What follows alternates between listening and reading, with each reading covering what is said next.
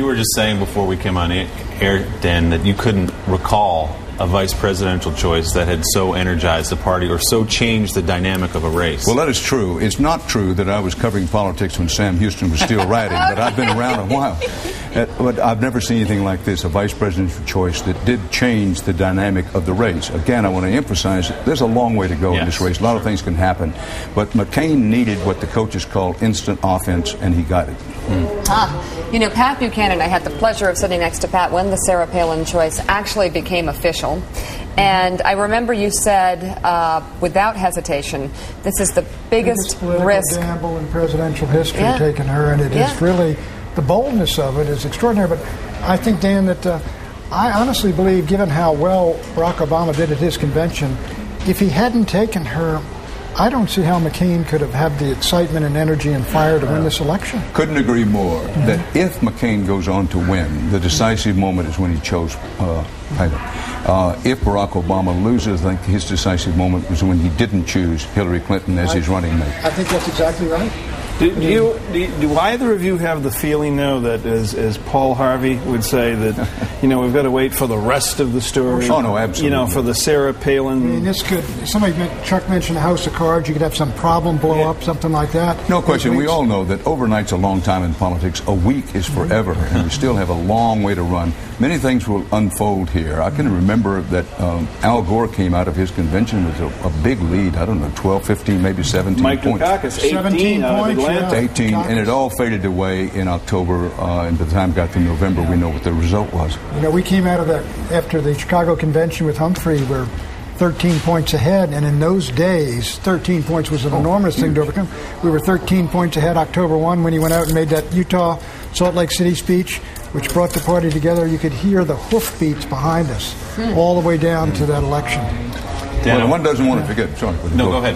One doesn't want to forget. Barack Obama has a very good ground force. He's extremely well organized. My friend Tom Brokaw pointed out in the 7:30 section here tonight that in Montana, where normally we'd call it Republican, he's got, 16 ground stations. This was true in Texas during the primary and caucus season. He's got a really good ground force. David Axelrod, who's running Barack Obama's campaign, is a great believer is you win it on the ground. You win it with your organizational force. So this race is a long way from being over, but make no mistake about it. This selection of Sarah Palin changed the center of gravity of the race for the moment. And one of the ways they did that, Dan, was by a week ago, McCain and Palin seized the change mantle, which was it had become gospel that belonged to Barack Obama. So they sort of flipped the script, and it's, as you said, Tom Brokaw made the point that if they pull off this magic trick, it'll be one of the greatest in the history of elections. What do you make of that? You know, a guy who the Obama campaign says has voted with George Bush 90% of the time, becoming the change candidate. Well, this is the way it goes in politics, that the appearance is sometimes more important than the reality. And Barack Obama's best argument is, can you take 4 more years of what we had? That's going to be his core argument. With McCain, it is, you can't stick that on me because I'm a maverick and I am an agent of change. Look, I thought the Republican convention, once they got to Sarah Palin, the whole dynamic of this race changed.